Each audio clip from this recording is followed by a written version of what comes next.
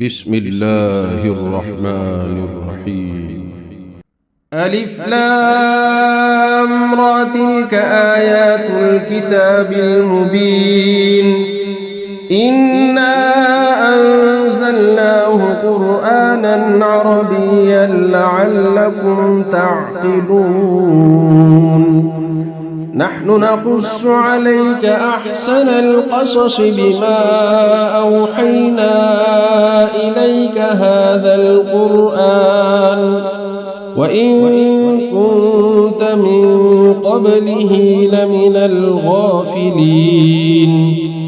إذ قال يوسف لأبيه يا أبت إني رأيت 11 كوكبا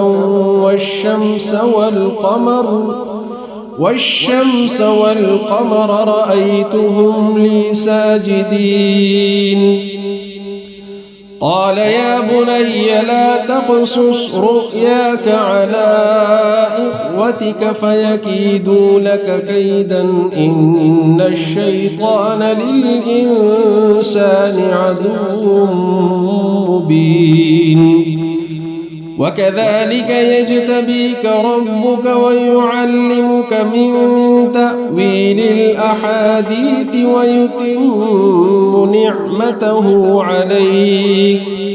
ويتم نعمته عليك وعلى آل يعقوب كما أتمها على أبويك من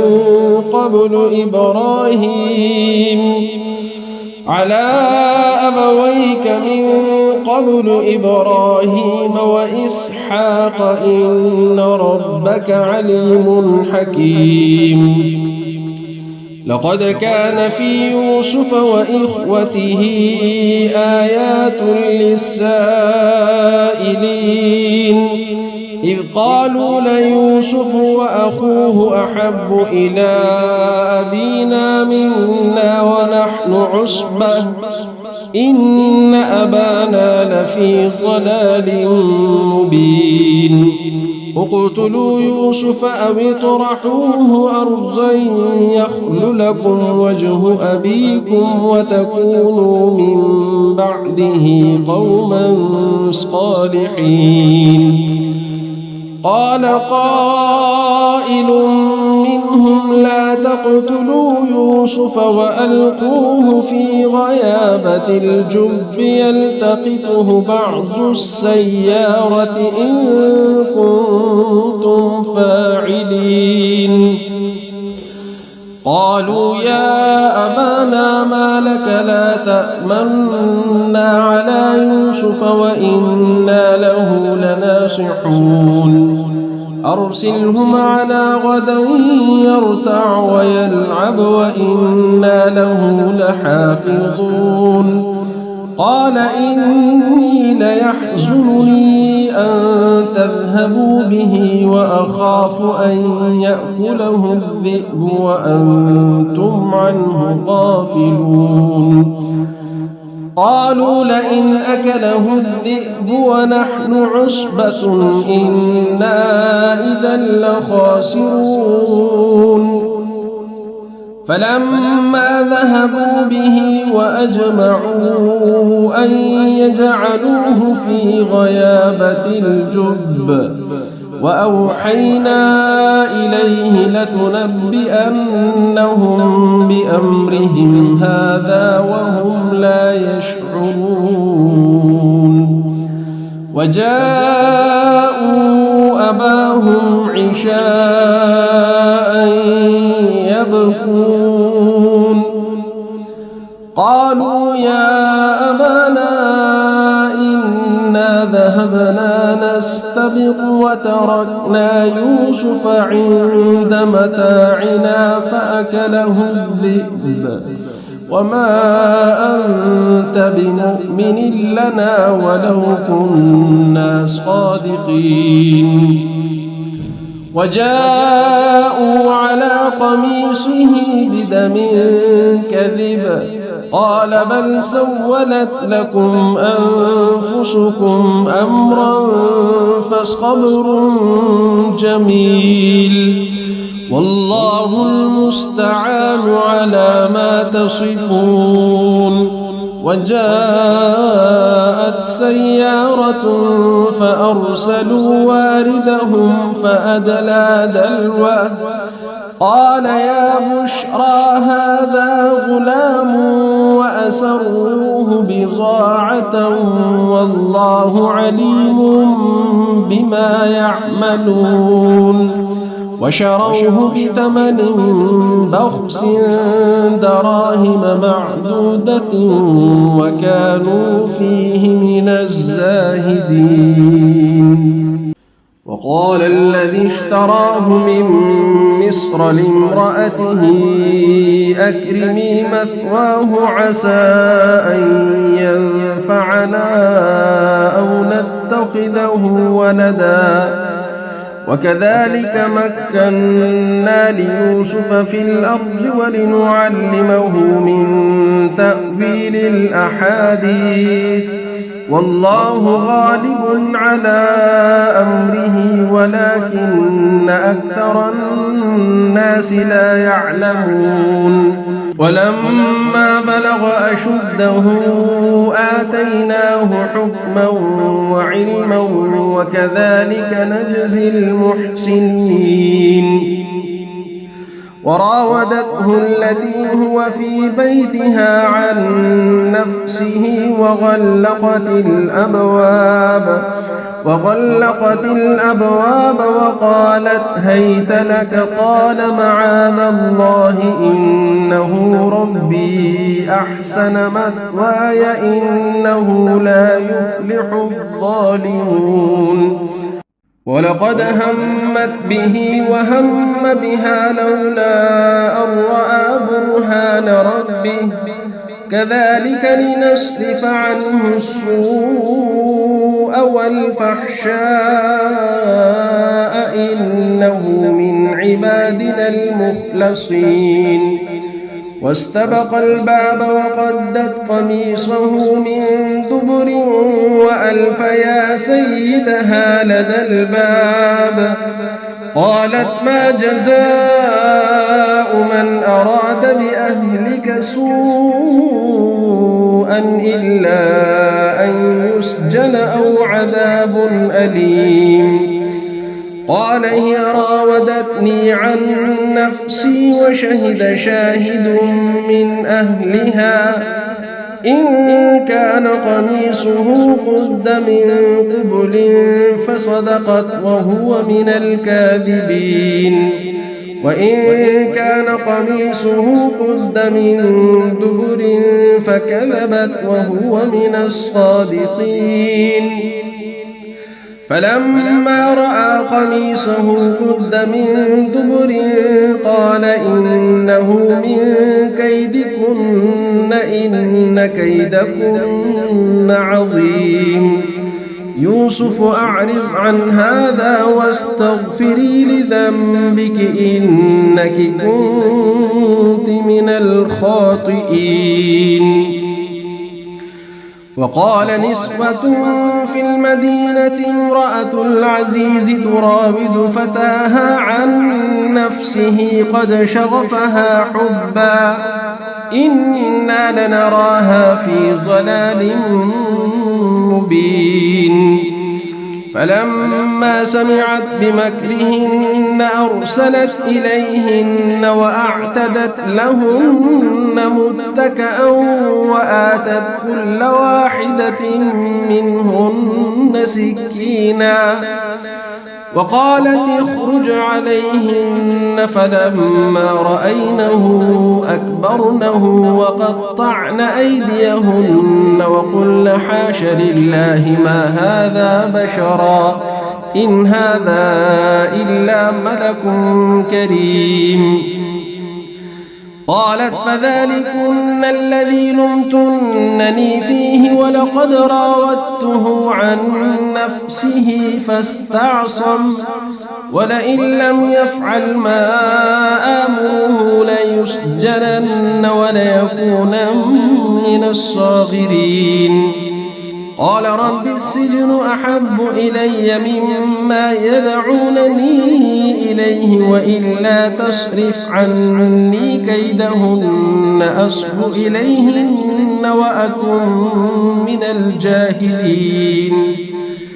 فاستجاب له ربه فصرف عنه كيدهن إنه هو السميع العليم ثم بدا لهم من بعد ما رأوا الآيات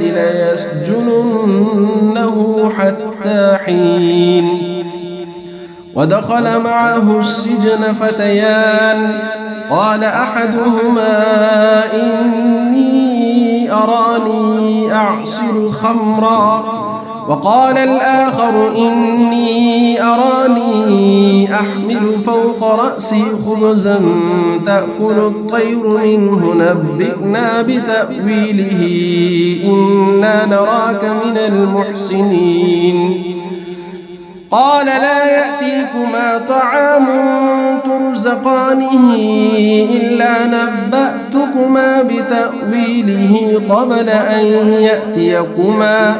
ذلكما مما علمني ربي إني تركت ملة قوم لا يؤمنون بالله وهم بالآخرة هم كافرون واتبعت ملة آبائي إبراهيم وإسحاق ويعقوب ما كان لنا أن نشرك بالله من شيء ذلك من فضل الله علينا وعلى الناس ولكن أكثر الناس لا يشكرون يا صاحبي السجن أأرباب متفرقون خير أم الله الواحد القهار ما تعبدون من دونه إلا أسماء سميتموها أنتم وآباؤكم ما أنزل الله بها من سلطان إن الحكم إلا لله أمر ألا تعبدوا إلا إياه ذلك الدين القيم ولكن أكثر الناس لا يعلمون يا صاحبي السجن أما أحدكما فيسقي ربه خمرا وأما الآخر فيصلب فتأكل الطير من رأسه قضي الأمر الذي فيه تستفتيان وقال الذي ظن أنه ناج منه اذكرني عند ربك فأنساه الشيطان ذكر ربه فلبث في السجن بضع سنين وقال الملك إني أرى 7 بقرات سمان يأكلهن 7 عجاف و7 سنبلات خضر وأخر يابسات يا أيها الملأ أفتوني في رؤياي إن كنتم للرؤيا تعبرون قالوا أضغاث أحلام وما نحن بتأويل الأحلام بعالمين وقال الذي نجا منهما وادكر بعد أمة أنا أنبئكم بتأويله فأرسلون يوسف أيها الصديق أفتنا في 7 بقرات سمان يأكلهن 7 عجاف و7 سنبلات خضر وأخر يابسات لعلي أرجع إلى الناس لعلهم يعلمون قال تزرعون 7 سنين دأبا فما حصدتم فذروه في سنبله إلا قليلا مما تأكلون ثم يأتي من بعد ذلك 7 شداد يأكلن ما قدمتم لهن إلا قليلا مما تحصنون ثم يأتي من بعد ذلك عام فيه يغاث الناس وفيه يعصرون وقال الملك ائتوني به فلما جاءه الرسول قال ارجع إلى ربك فاسأله ما بال النسوة اللاتي قطعن أيديهن إن ربي بكيدهن عليم قال ما خطبكن إذ راوتن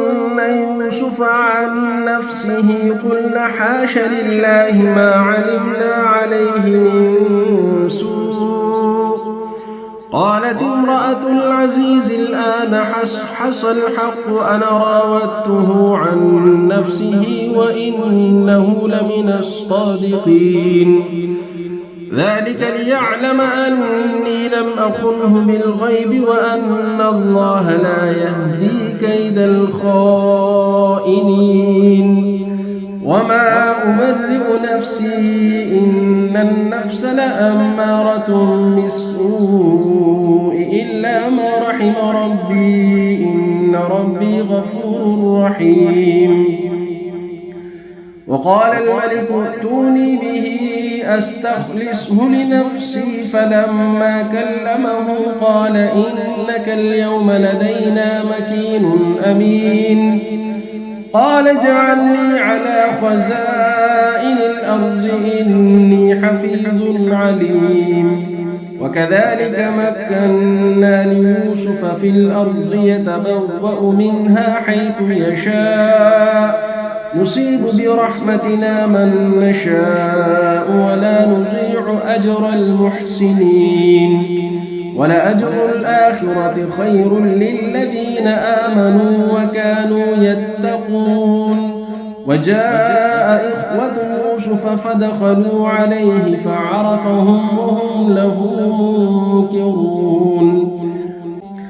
ولما جهزهم بجهازهم قال ائتوني بأخ لكم من أبيكم ألا ترون أني أوفي الكيل وأنا خير المنزلين فإن لم تأتوني به فلا كيل لكم عندي ولا تقربون قالوا سنراود عنه أباه وإنا لفاعلون وقال لفتيانه اجعلوا بضاعتهم في رحالهم لعلهم يعرفونها إذا انقلبوا إلى أهلهم لعلهم يرجعون فلما رجعوا إلى أبيهم قالوا يا أبانا منع منا الكيل فأرسل معنا أخانا نكتل وإنا له لحافظون قال هل آمنكم عليه إلا كما أمنتكم على أخيه من قبل فالله خير حافظا وهو أرحم الراحمين ولما فتحوا متاعهم وجدوا بضاعتهم ردت إليهم قالوا يا أبانا ما نبغي هذه بضاعتنا ردت إلينا ونمير أهلنا ونحفظ أخانا ونزداد كيل بعير ذلك كيل يسير قال لن أرسله معكم حتى تؤتون موثقا من الله لتأتونني به إلا أن يحاط بكم فلما آتوه موثقهم قال الله على ما نقول وكيل وقال يا بني لا تدخلوا من باب واحد وادخلوا من أبواب متفرقة وما أغني عنكم من الله من شيء إن الحكم إلا لله عليه توكلت وعليه فليتوكل المتوكلون. ولما دخلوا من حيث أمرهم أبوهم ما كان يغني عنهم من الله من شيء إلا حاجة في نفس يعقوب قضاها وإنه لذو علم لما علمناه ولكن أكثر الناس لا يعلمون. ولما دخلوا على يوسف آوى إليه أخاه قال إني أنا أخوك فلا تبتئس بما كانوا يعملون. فلما جهزهم بجهازهم جعل السقاية في رحل أخيه ثم أذن مؤذن أيتها العير إنكم لسارقون. قالوا وأقبلوا عليهم ماذا تفقدون؟ قالوا نفقد صواع الملك ولمن جاء به حمل بعير وأنا به زعيم. قالوا تالله لقد علمتم ما جئنا لنفسد في الأرض وما كنا سارقين. قالوا فما جزاؤه إن كنتم كاذبين؟ قالوا جزاؤه من وجد في رحله فهو جزاؤه كذلك نجزي الظالمين. فبدأ بأوعيتهم قبل وعاء أخيه ثم استخرجها من وعاء أخيه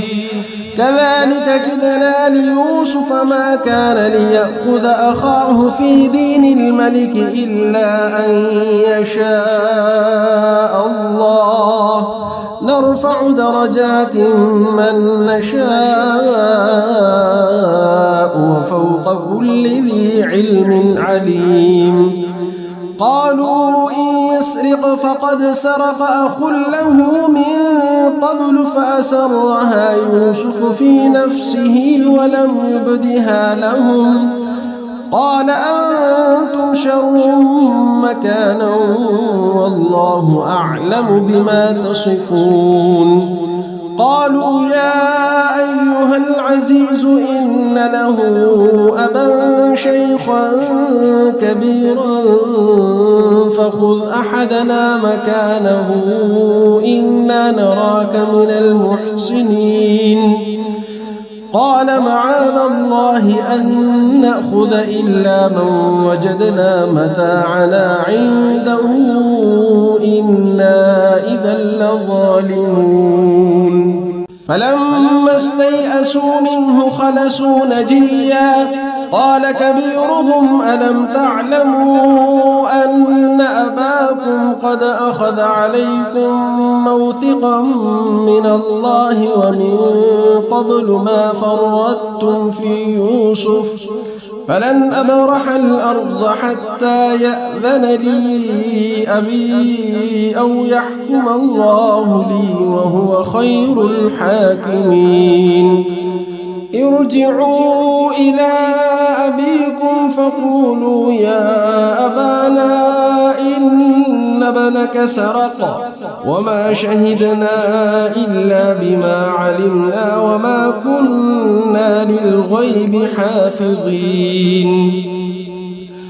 واسأل القرية التي كنا فيها والعير التي أقبلنا فيها وإنا لصادقون. قال بل سولت لكم أنفسكم أمرا فصبر جميل عسى الله أن يأتيني بهم جميعا إنه هو العليم الحكيم.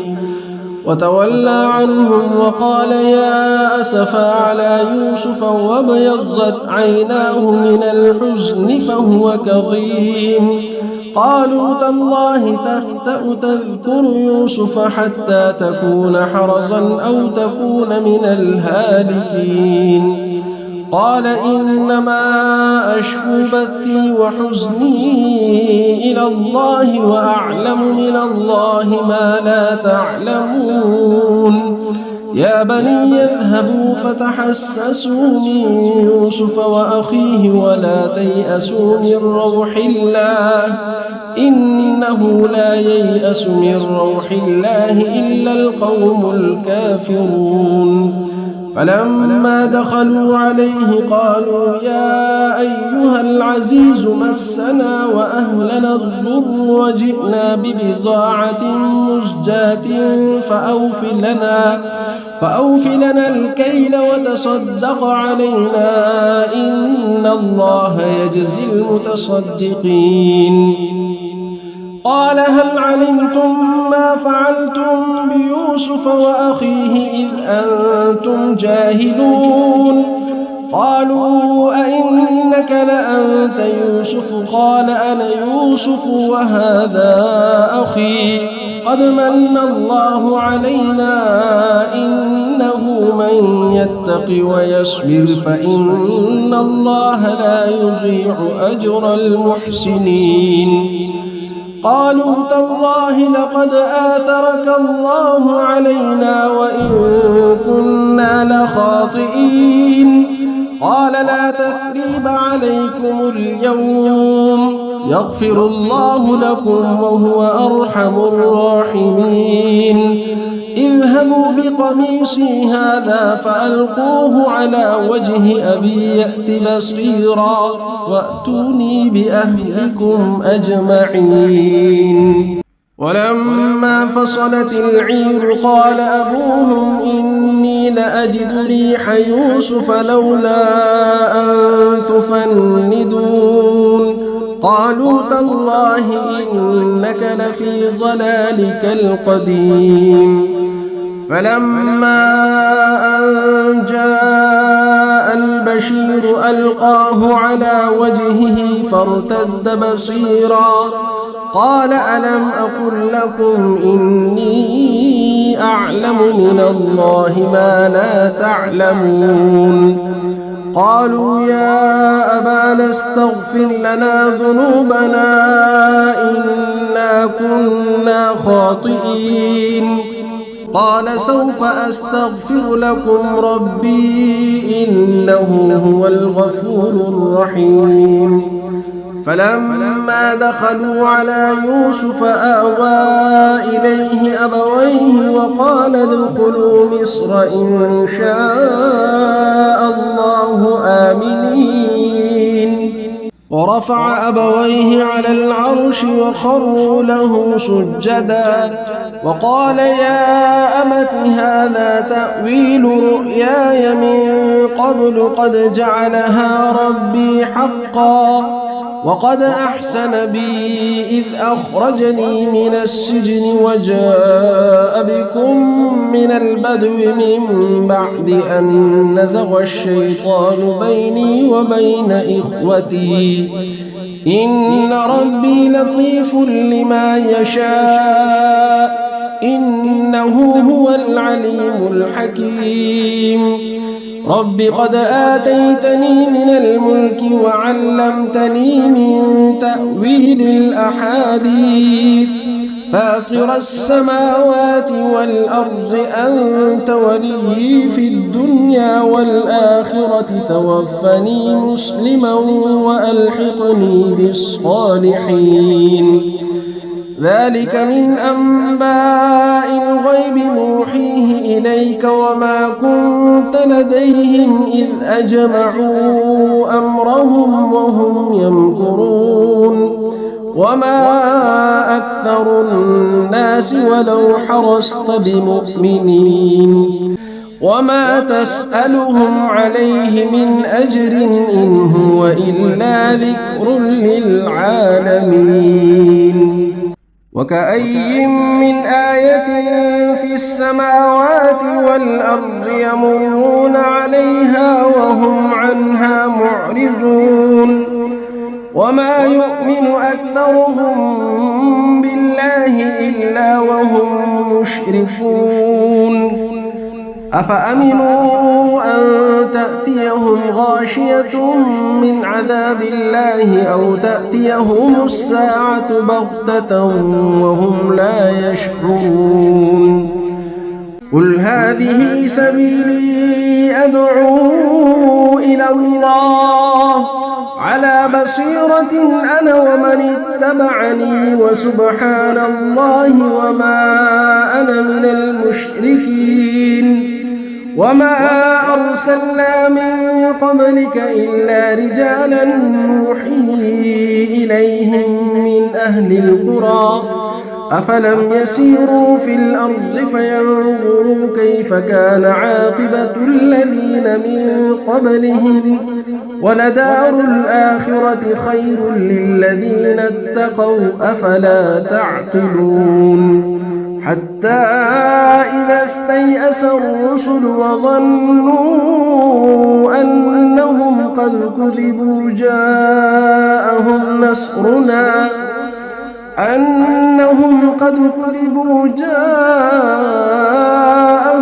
نصرنا فنجي من نشاء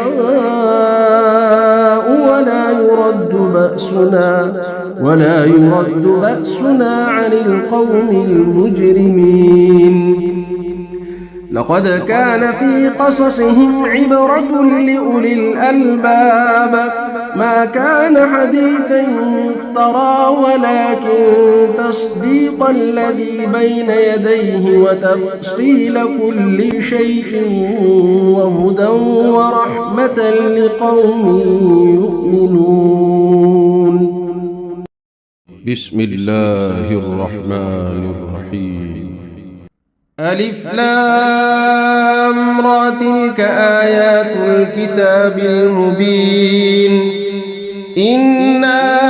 أنزلناه قرآنا عربيا لعلكم تعقلون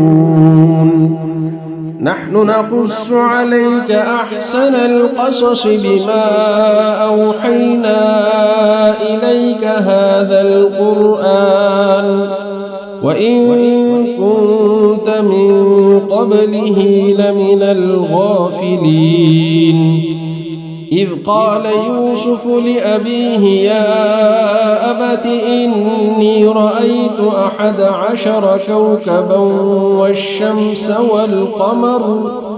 والشمس والقمر رأيتهم لي ساجدين قال يا بني لا تقصص رؤياك على إخوتك فيكيدوا لك كيدا إن الشيطان للإنسان عدو مبين وكذلك يجتبيك ربك ويعلمك من تأويل الأحاديث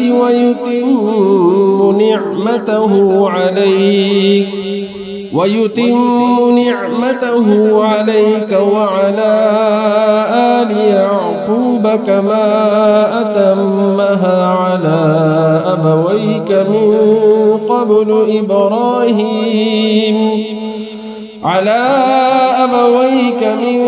قبل إبراهيم وإسحاق إن ربك عليم حكيم لقد كان في يوسف وإخوته آيات للسائلين إذ قالوا ليوسف وأخوه أحب إلى أبينا منا ونحن عصبة إن أبانا لفي ضلال مبين اقتلوا يوسف أو اطرحوه أرضا يخل لكم وجه أبيكم وتكونوا من بعده قوما صالحين قال قائل منهم منهم لا تقتلوا يوسف وألقوه في غيابة الجب يلتقطه بعض السيارة إن كنتم فاعلين قالوا يا أبانا ما لك لا تأمنا على يوسف وإنا له لناصحون أرسله معنا غدا يرتع ويلعب وإنا له لحافظون قال إني ليحزنني أن تذهبوا به وأخاف أن يأكله الذئب وأنتم عنه غافلون قالوا لئن أكله الذئب ونحن عصبة إنا إذا لخاسرون فلما ذهبوا به وأجمعوا أن يجعلوه في غيابة الجب وأوحينا إليه لتنبئنهم بأمرهم هذا وهم لا يشعرون وجاءوا أباهم عشاء يبكون قالوا يا أبانا إنا ذهبنا نستبق وتركنا يوسف عند متاعنا فأكله الذئب وما أنت بمؤمن لنا ولو كنا صادقين وجاءوا على قميصه بدم كذب قال بل سولت لكم أنفسكم أمرا فصبر جميل والله المستعان على ما تصفون وجاءت سيارة فأرسلوا واردهم فأدلى دلوه قال يا بشرى هذا غلام وأسروه بضاعة والله عليم بما يعملون وشروه بثمن بخس دراهم معدودة وكانوا فيه من الزاهدين وقال الذي اشتراه من مصر لامرأته أكرمي مثواه عسى أن ينفعنا أو نتخذه ولدا وكذلك مكنا ليوسف في الأرض ولنعلمه من تأويل الأحاديث والله غالب على أمره ولكن أكثر الناس لا يعلمون ولما بلغ أشده آتيناه حكما وعلما وكذلك نجزي المحسنين وراودته التي هو في بيتها عن نفسه وغلقت الأبواب وقالت هيت لك قال معاذ الله إنه ربي أحسن مثواي إنه لا يفلح الظالمون ولقد همت به وهم بها لولا أن رأى برهان ربه كذلك لنصرف عنه السوء والفحشاء إنه من عبادنا المخلصين واستبق الباب وقدت قميصه من دبر وألف يا سيدها لدى الباب قالت ما جزاء من أراد بأهلك سوءا إلا أن يسجن أو عذاب أليم قال هي راودتني عن نفسي وشهد شاهد من أهلها إن كان قميصه قد من قبل فصدقت وهو من الكاذبين وإن كان قميصه قد من دبر فكذبت وهو من الصادقين فلما رأى قميصه قد من دبر قال إنه من كيدكن إن كيدكن عظيم يوسف أعرض عن هذا واستغفري لذنبك إنك كنت من الخاطئين وقال نسوة في المدينة امرأة العزيز تراود فتاها عن نفسه قد شغفها حبا إنا لنراها في ضلال مبين فلما سمعت بمكرهن أرسلت إليهن وأعتدت لهن متكأ وآتت كل واحدة منهن سكينا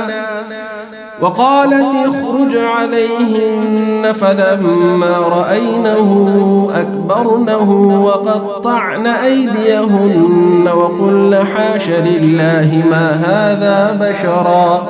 إن هذا إلا ملك كريم قالت فذلكن الذي لمتنني فيه ولقد راودته عن نفسه فاستعصم ولئن لم يفعل ما آمره ليسجنن وليكونن من الصاغرين قال رب السجن أحب إلي مما يدعونني إليه وإلا تصرف عني كيدهن أصب إليهن وأكن من الجاهلين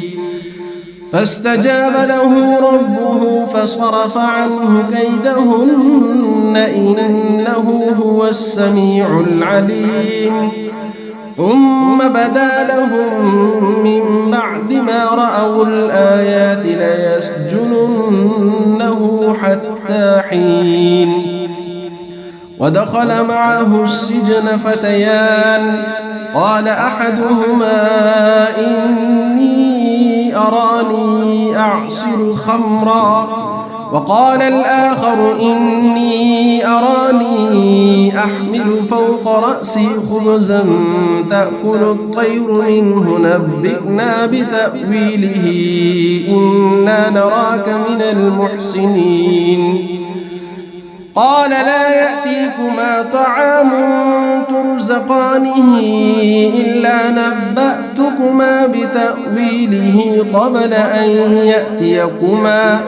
ذلكما مما علمني ربي إني تركت ملة قوم لا يؤمنون بالله وهم بالآخرة هم كافرون واتبعت ملة آبائي إبراهيم وإسحاق ويعقوب ما كان لنا أن نشرك بالله من شيء ذلك من فضل الله علينا وعلى الناس ولكن أكثر الناس لا يشكرون يا صاحبي السجن أأرباب متفرقون خير أم الله الواحد القهار ما تعبدون من دونه إلا أسماء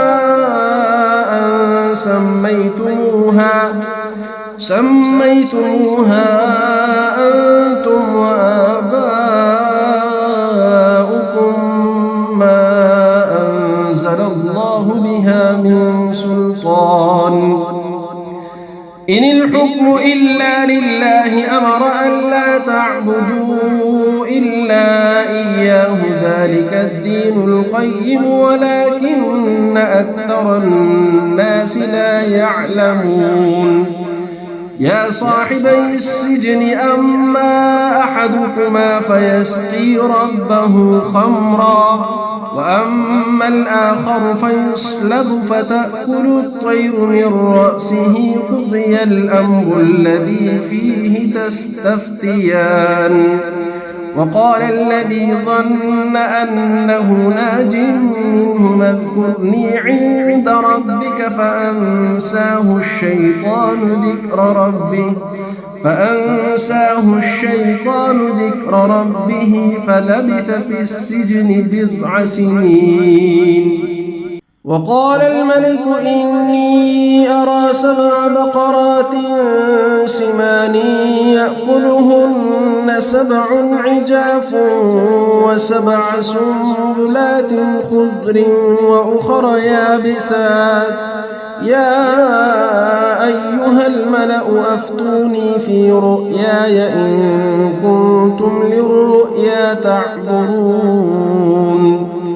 قالوا أضغاث أحلام وما نحن بتأويل الأحلام بعالمين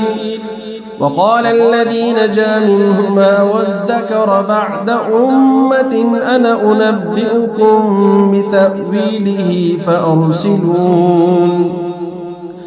يوسف أيها الصديق أفتنا في 7 بقرات سمان يأكلهن 7 عجاف و7 سنبلات خضر وأخر يابسات لعلي أرجع إلى الناس لعلهم يعلمون قال تزرعون 7 سنين دأبا فما حصدتم فذروه في سنبله إلا قليلا مما تأكلون ثم يأتي من بعد ذلك 7 شداد يأكلن ما قدمتم لهن إلا قليلا مما تحصنون ثم يأتي من بعد ذلك عام فيه يغاث الناس وفيه يعصرون وقال الملك ائتوني به فلما جاءه الرسول قال ارجع إلى ربك فاسأله ما بال النسوة اللاتي قطعن أيديهن إن ربي بكيدهن عليم قال ما خطبكن إذ راوتن يوسف عن نفسه قلن حاش لله ما علمنا عليه من سوء قالت امرأة العزيز الآن حصحص الحق أنا راودته عن نفسه وإنه لمن الصادقين ذلك ليعلم أني لم أخنه بالغيب وأن الله لا يهدي كيد الخائنين وما أبرئ نفسي إن النفس لأمارة بالسوء إلا ما رحم ربي إن ربي غفور رحيم وقال الملك ائتوني به أستخلصه لنفسي فلما كلمه قال إنك اليوم لدينا مكين أمين قال اجعلني على خزائن الأرض إني حفيظ عليم وكذلك مكنا ليوسف في الأرض يتبوأ منها حيث يشاء نصيب برحمتنا من نشاء ولا نضيع أجر المحسنين ولأجر الآخرة خير للذين آمنوا وكانوا يتقون وجاء إخوة يوسف فدخلوا عليه فعرفهم وهم له منكرون ولما جهزهم بجهازهم قال ائتوني بأخ لكم من أبيكم ألا ترون أني أوفي الكيل وأنا خير المنزلين فإن لم تأتوني به فلا كيل لكم عندي ولا تقربون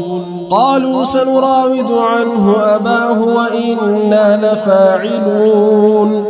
وقال لفتيانه اجعلوا بضاعتهم في رحالهم لعلهم يعرفونها إذا انقلبوا إلى أهلهم لعلهم يرجعون فلما رجعوا إلى أبيهم قالوا يا أبانا منع منا الكيل فأرسل معنا أخانا نكتل وإنا له لحافظون قال هل آمنكم عليه إلا كما أمنتكم على أخيه من قبل فالله خير حافظا وهو أرحم الراحمين ولما فتحوا متاعهم وجدوا بضاعتهم ردت إليهم قالوا يا أبانا ما نبغي هذه بضاعتنا ردت إلينا ونمير أهلنا ونحفظ أخانا ونزداد كيل بعير ذلك كيل يسير قال لن أرسله معكم حتى تؤتون موثقا من الله لتأتونني به إلا أن يحاط بكم فلما آتوه موثقهم قال الله على ما نقول وكيل وقال يا بني لا تدخلوا من باب واحد وادخلوا من أبواب متفرقة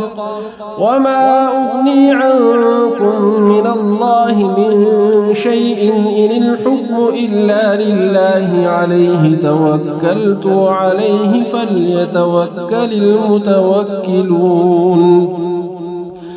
ولما دخلوا من حيث أمرهم أبوهم ما كان يغني عنهم من الله من شيء إلا حاجة في نفس يعقوب قضاها وإنه لذو علم لما علمناه ولكن أكثر الناس لا يعلمون ولما دخلوا على يوسف آوى إليه أخاه قال إني أنا أخوك فلا تبتئس بما كانوا يعملون فلما جهزهم بجهازهم جعل السقاية في رحل أخيه ثم أذن مؤذن أيتها العير إنكم لسارقون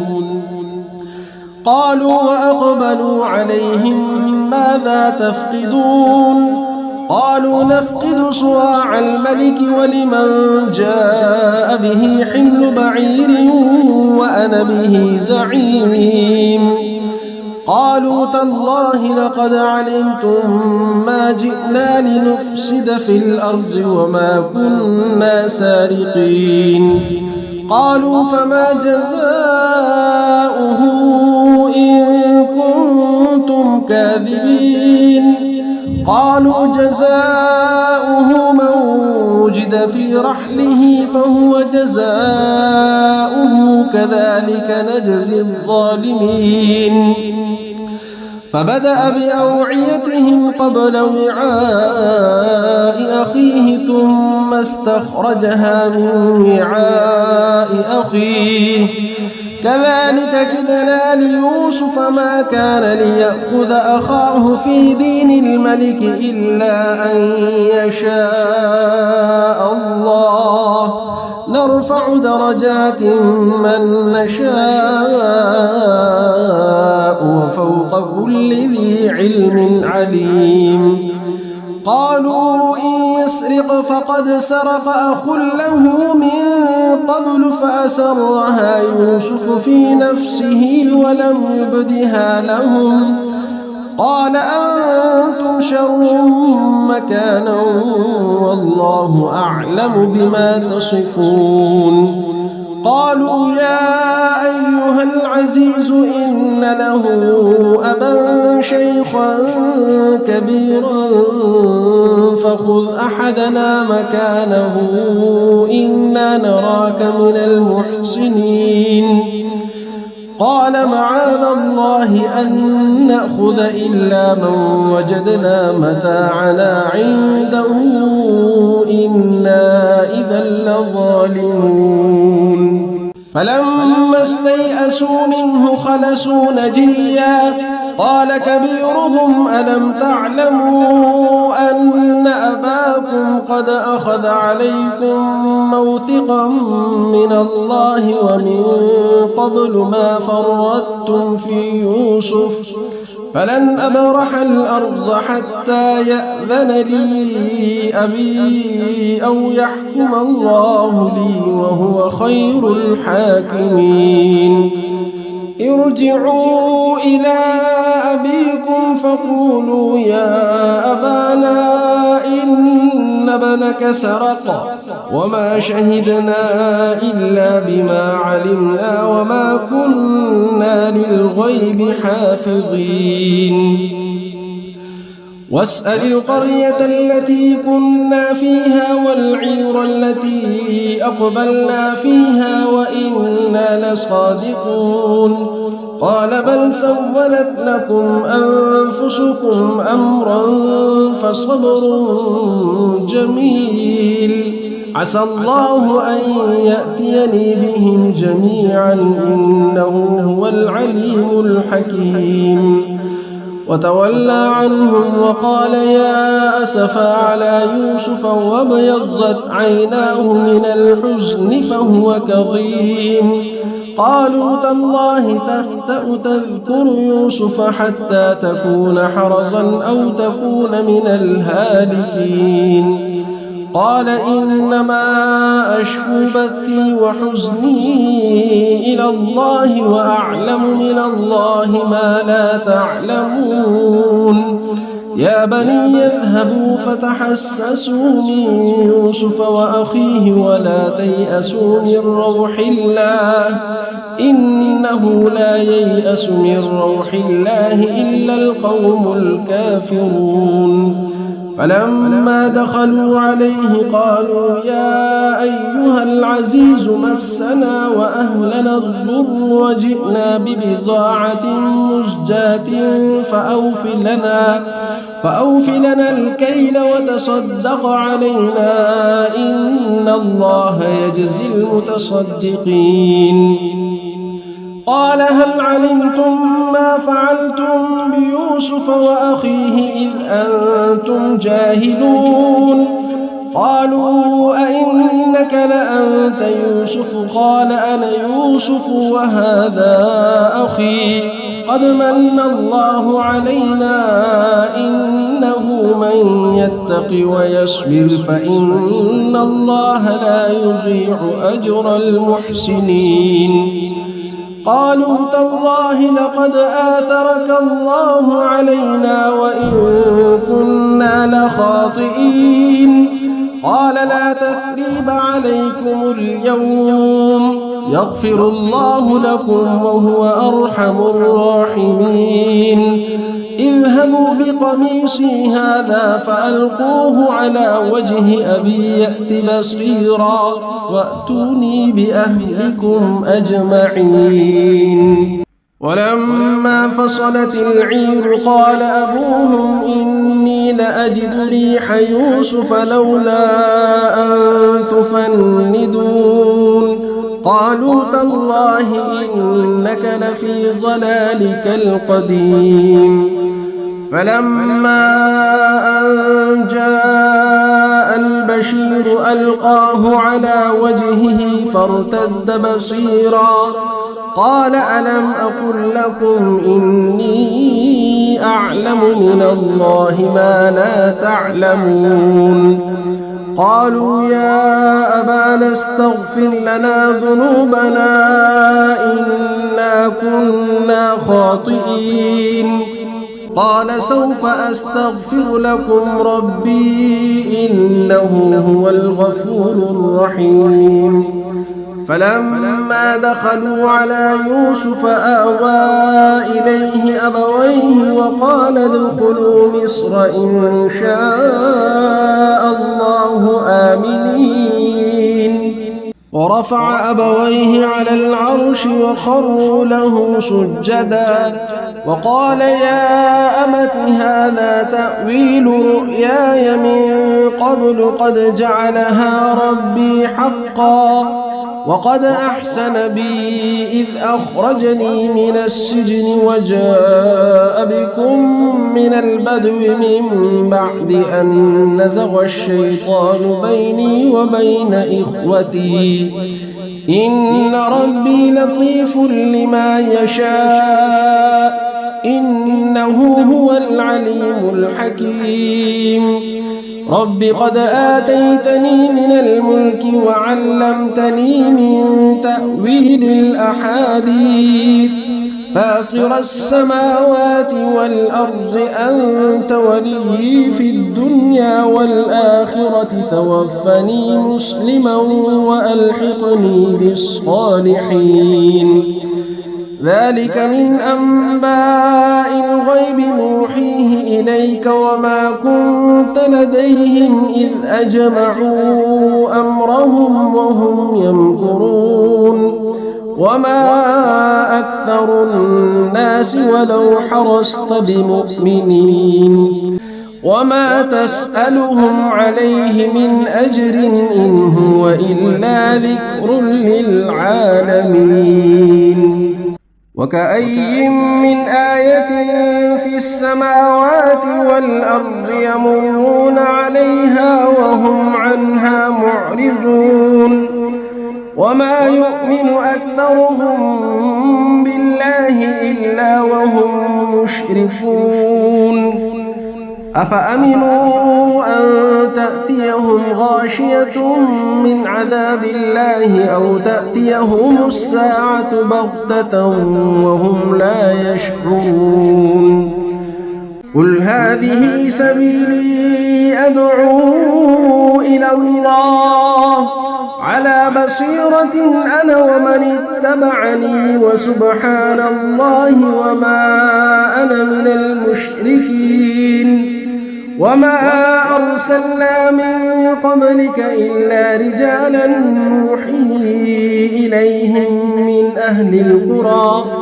أفلم يسيروا في الأرض فينظروا كيف كان عاقبة الذين من قبلهم ولدار الآخرة خير للذين اتقوا أفلا تعقلون حتى إذا استيأس الرسل وظنوا أنهم قد كذبوا جاءهم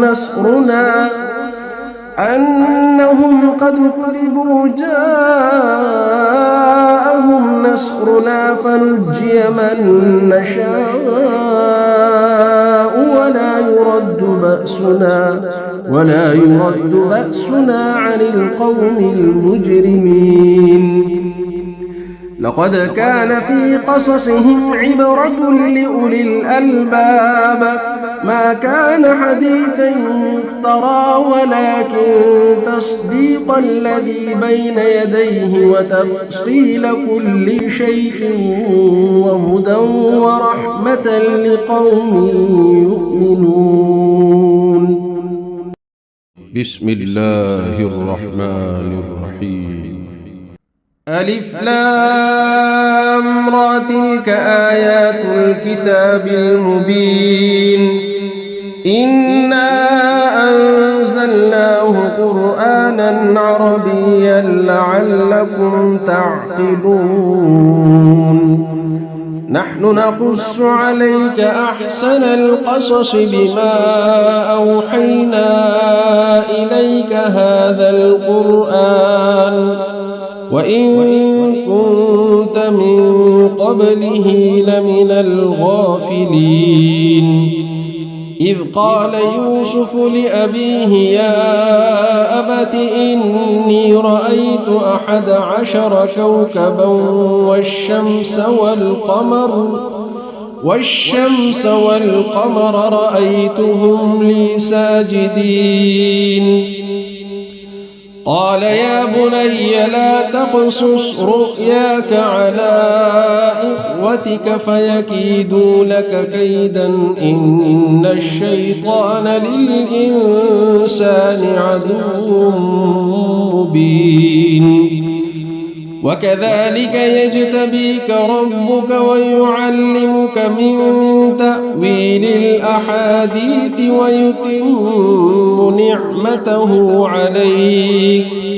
ويتم نعمته عليك وعلى آل يعقوب كما أتمها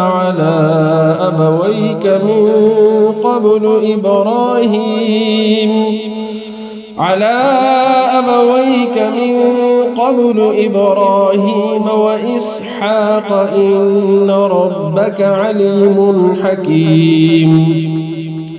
لقد كان في يوسف وإخوته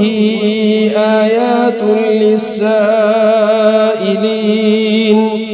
إذ قالوا ليوسف وأخوه أحب إلى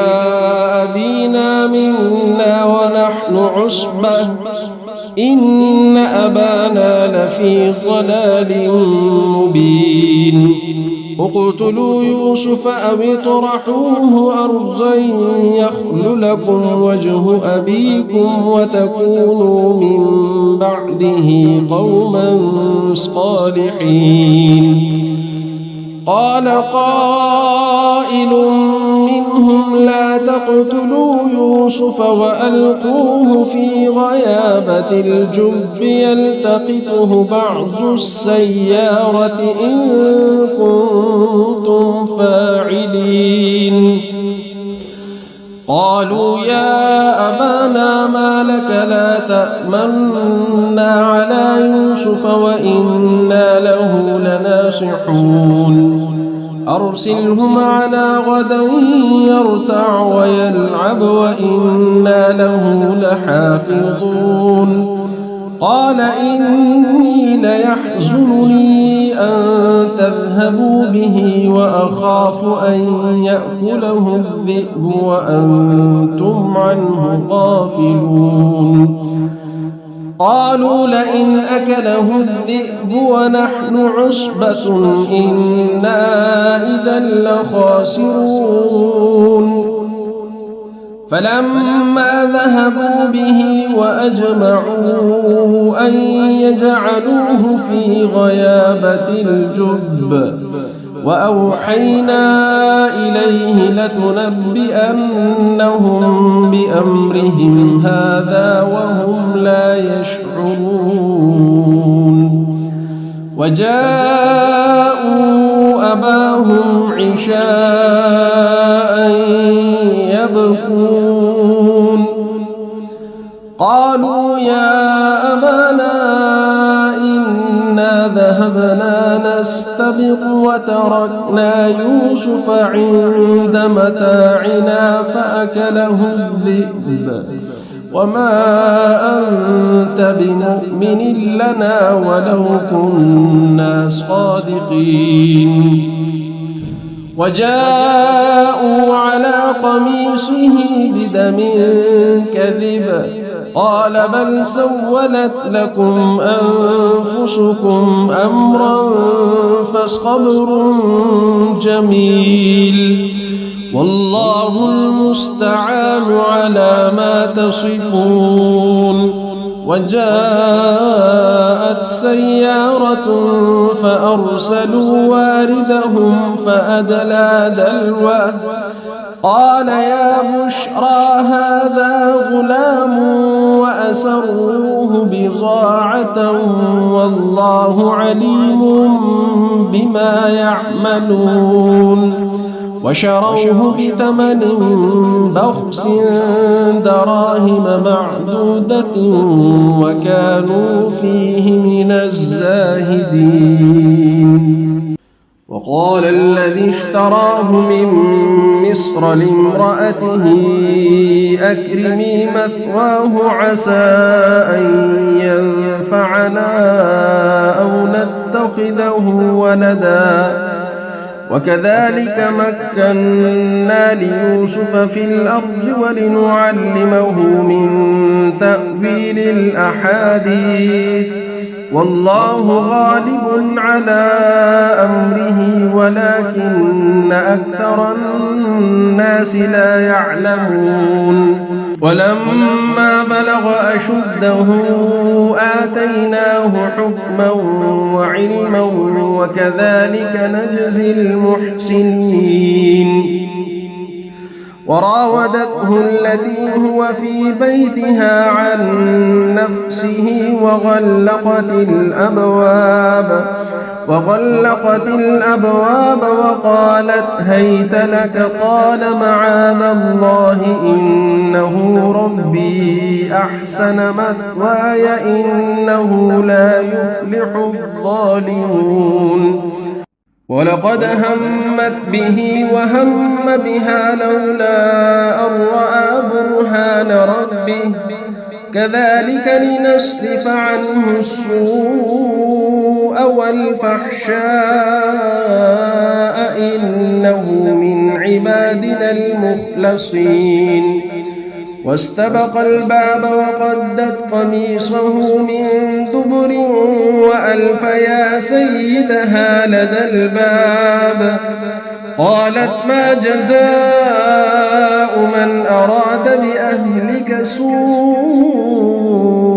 إلا أن يسجن أو عذاب أليم قال هي راودتني عن نفسي وشهد شاهد من أهلها إن كان قميصه قد من قبل فصدقت وهو من الكاذبين وإن كان قميصه قد من دبر فكذبت وهو من الصادقين فلما رأى قميصه قد من دبر قال إنه من كيدكن إن كيدكن عظيم يوسف أعرض عن هذا واستغفري لذنبك إنك كنت من الخاطئين وقال نسوة في المدينة امرأة العزيز تراود فتاها عن نفسه قد شغفها حبا إنا لنراها في ضلال مبين فلما سمعت بمكرهن أرسلت إليهن وأعتدت لهن متكأ وآتت كل واحدة منهن سكينا وقالت اخرج عليهن فلما رأينه أكبرنه وقطعن أيديهن وقلن حاش لله ما هذا بشرا إن هذا إلا ملك كريم قالت فذلكن الذي لمتنني فيه ولقد راودته عن نفسه فاستعصم ولئن لم يفعل ما آمره ليسجنن وليكونن من الصاغرين قال رب السجن أحب إلي مما يدعونني إليه وإلا تصرف عني كيدهن أصب إليهن وأكن من الجاهلين فاستجاب له ربه فصرف عنه كيدهن إنه هو السميع العليم ثم بدا لهم من بعد ما رأوا الآيات ليسجننه حتى حين ودخل معه السجن فتيان قال أحدهما إني أراني أعصر خمرا وقال الآخر إني أراني أحمل فوق رأسي خبزا تأكل الطير منه نبئنا بتأويله إنا نراك من المحسنين قال لا يأتيكما طعام ترزقانه إلا نبأتكما بتأويله قبل أن يأتيكما ذلكما مما علمني ربي إني تركت ملة قوم لا يؤمنون بالله وهم بالآخرة هم كافرون واتبعت ملة آبائي إبراهيم وإسحاق ويعقوب ما كان لنا أن نشرك بالله من شيء ذلك من فضل الله علينا وعلى الناس ولكن أكثر الناس لا يشكرون يا صاحبي السجن أأرباب متفرقون خير أم الله الواحد القهار ما تعبدون من دونه إلا أسماء سميتموها أنتم وآباؤكم ما أنزل الله بها من سلطان إن الحكم إلا لله أمر ألا تعبدوا إلا إياه ذلك الدين القيم ولكن أكثر الناس لا يعلمون يا صاحبي السجن أما أحدكما فيسقي ربه خمرا وأما الآخر فيصلب فتأكل الطير من رأسه قضي الأمر الذي فيه تستفتيان وقال الذي ظن أنه ناج منهما اذكرني عند ربك فأنساه الشيطان ذكر ربه فلبث في السجن بضع سنين وقال الملك إني أرى 7 بقرات سمان يأكلهن 7 عجاف و7 سنبلات خضر وأخر يابسات يا أيها الملأ أفتوني في رؤياي إن كنتم للرؤيا تعبرون قالوا أضغاث أحلام وما نحن بتأويل الأحلام بعالمين وقال الذي نجا منهما وادكر بعد أمة أنا أنبئكم بتأويله فأرسلون يوسف أيها الصديق أفتنا في 7 بقرات سمان يأكلهن 7 عجاف و7 سنبلات خضر وأخر يابسات لعلي أرجع إلى الناس لعلهم يعلمون قال تزرعون 7 سنين دأبا فما حصدتم فذروه في سنبله إلا قليلا مما تأكلون ثم يأتي من بعد ذلك 7 شداد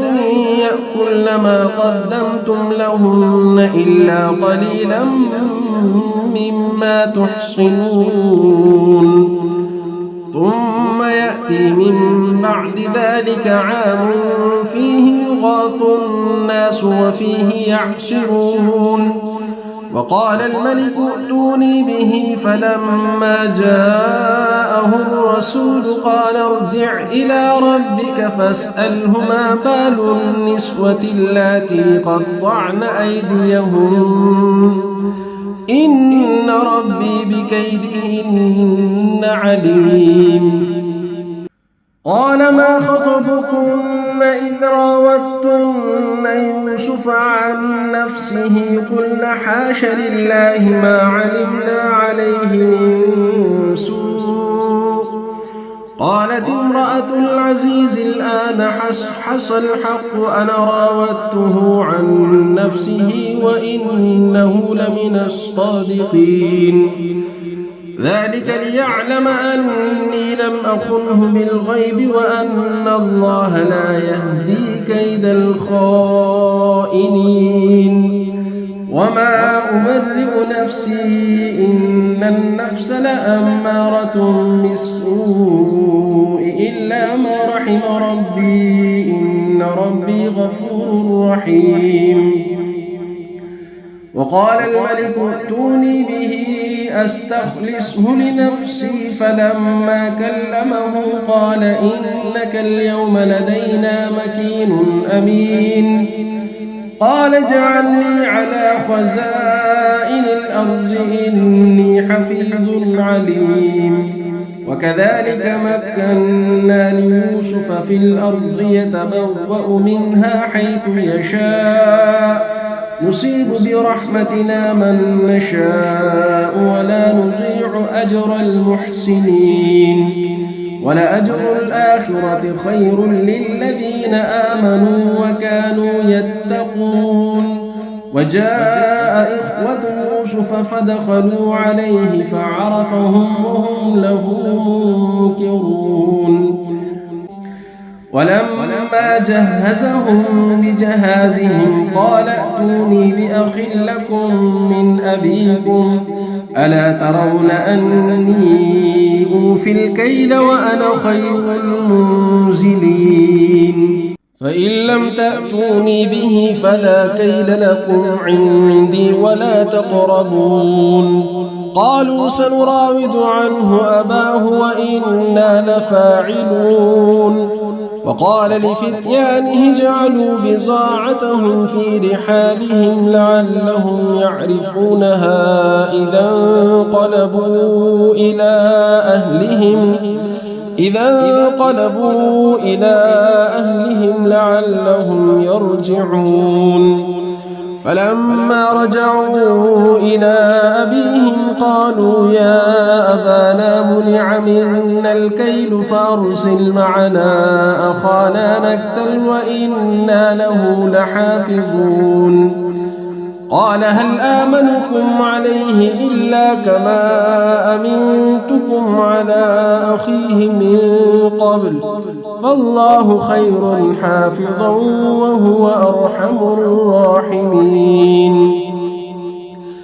ولما فتحوا متاعهم وجدوا بضاعتهم ردت إليهم قالوا يا أبانا ما نبغي هذه بضاعتنا ردت إلينا ونمير أهلنا ونحفظ أخانا ونزداد كيل بعير ذلك كيل يسير. قال لن أرسله معكم حتى تؤتون موثقا من الله لتأتونني به إلا أن يحاط بكم. فلما آتوه موثقهم قال الله على ما نقول وكيل. وقال يا بني لا تدخلوا من باب واحد وادخلوا من أبواب متفرقة وما أغني عنكم من الله من شيء إن الحكم إلا لله عليه توكلت وعليه فليتوكل المتوكلون. ولما دخلوا من حيث أمرهم أبوهم ما كان يغني عنهم من الله من شيء إلا حاجة في نفس يعقوب قضاها وإنه لذو علم لما علمناه ولكن أكثر الناس لا يعلمون ولما دخلوا على يوسف آوى إليه أخاه قال إني أنا أخوك فلا تبتئس بما كانوا يعملون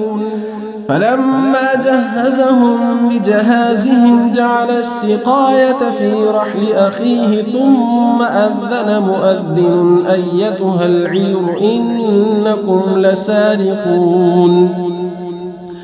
قالوا وأقبلوا عليهم ماذا تفقدون قالوا نفقد صواع الملك ولمن جاء به حمل بعير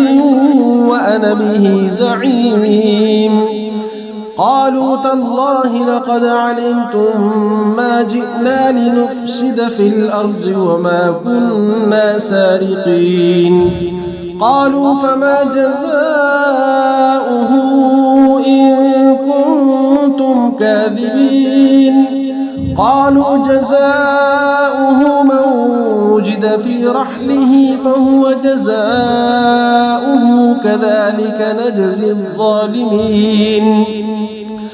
فبدأ بأوعيتهم قبل وعاء أخيه ثم استخرجها من وعاء أخيه كذلك كدنا ليوسف ما كان ليأخذ أخاه في دين الملك إلا أن يشاء الله نرفع درجات من نشاء وفوق كل ذي علم عليم قالوا إن يسرق فقد سرق أخ له من قبل فأسرها يوسف في نفسه ولم يبدها لهم قال أنتم شر مكانا والله أعلم بما تصفون قالوا يا أيها العزيز إن له أبا شيخا كبيرا فخذ أحدنا مكانه إنا نراك من المحسنين قال معاذ الله أن نأخذ إلا من وجدنا متاعنا عنده إنا إذا لظالمون فلما استيئسوا منه خلصوا نجيا قال كبيرهم ألم تعلموا أن أباكم قد أخذ عليكم موثقا من الله ومن قبل ما فرطتم في يوسف فلن أبرح الأرض حتى يأذن لي أبي أو يحكم الله لي وهو خير الحاكمين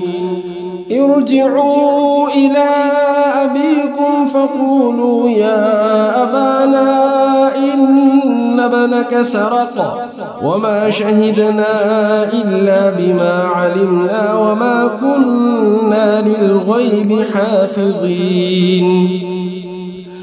واسأل القرية التي كنا فيها والعير التي أقبلنا فيها وإنا لصادقون قال بل سولت لكم أنفسكم أمرا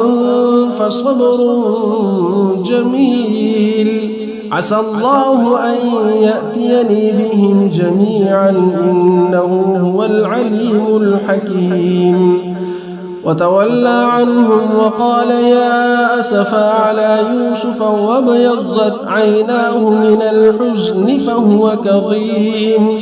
قالوا تالله تفتأ تذكر يوسف حتى تكون حرضا أو تكون من الهالكين قال إنما أشكو بثي وحزني إلى الله وأعلم من الله ما لا تعلمون يا بني اذهبوا فتحسسوا من يوسف وأخيه ولا تيأسوا من روح الله إنه لا ييأس من روح الله إلا القوم الكافرون فلما دخلوا عليه قالوا يا أيها العزيز مسنا وأهلنا الضر وجئنا ببضاعة مزجاة فأوف لنا الكيل وتصدق علينا إن الله يجزي المتصدقين. قال هل علمتم ما فعلتم بيوسف وأخيه إذ أنتم جاهلون؟ قالوا أئنك لأنت يوسف؟ قال أنا يوسف وهذا أخي قد من الله علينا إنه من يتق ويصبر فإن الله لا يضيع أجر المحسنين. قالوا تالله لقد آثرك الله علينا وإن كنا لخاطئين. قال لا تثريب عليكم اليوم يغفر الله لكم وهو أرحم الراحمين. اذهبوا بقميصي هذا فألقوه على وجه أبي يأت بصيرا وأتوني بأهلكم أجمعين. ولما فصلت العير قال أبوهم إني لأجد ريح يوسف لولا أن تفندون. قالوا تالله إنك لفي ضلالك القديم. فلما أن جاء البشير ألقاه على وجهه فارتد بصيرا قال ألم أقل لكم إني أعلم من الله ما لا تعلمون. قالوا يا أبانا استغفر لنا ذنوبنا إنا كنا خاطئين. قال سوف أستغفر لكم ربي إنه هو الغفور الرحيم. فلما دخلوا على يوسف آوى إليه أبويه وقال ادخلوا مصر إن شاء الله آمنين. ورفع أبويه على العرش وخروا له سجدا وقال يا أمت هذا تأويل رؤياي من قبل قد جعلها ربي حقا وقد أحسن بي إذ أخرجني من السجن وجاء بكم من البدو من بعد أن نزغ الشيطان بيني وبين إخوتي إن ربي لطيف لما يشاء إنه هو العليم الحكيم. رب قد آتيتني من الملك وعلمتني من تأويل الأحاديث فاطر السماوات والأرض أنت ولي في الدنيا والآخرة توفني مسلما وألحقني بالصالحين. ذلك من أنباء الغيب نوحيه إليك وما كنت لديهم إذ أجمعوا أمرهم وهم يمكرون وما أكثر الناس ولو حرصت بمؤمنين وما تسألهم عليه من أجر إن هو إلا ذكر للعالمين. وكأي من آية في السماوات والأرض يمرون عليها وهم عنها معرضون وما يؤمن أكثرهم بالله إلا وهم مشركون. أفأمنوا أن تأتيهم غاشية من عذاب الله أو تأتيهم الساعة بغتة وهم لا يشعرون. قل هذه سبيلي أدعو إلى الله على بصيرة أنا ومن اتبعني وسبحان الله وما أنا من المشركين. وما أرسلنا من قبلك إلا رجالا نوحي إليهم من أهل القرى أفلم يسيروا في الأرض فينظروا كيف كان عاقبة الذين من قبلهم ولدار الآخرة خير للذين اتقوا أفلا تعقلون حتى إذا استيأس الرسل وظنوا أنهم قد كذبوا جاءهم نصرنا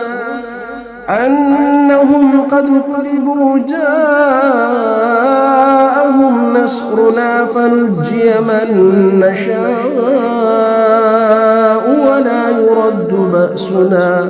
ولا يرد بأسنا عن القوم المجرمين لقد كان في قصصهم عبرة لأولي الألباب ما كان حديثا يفترى ولكن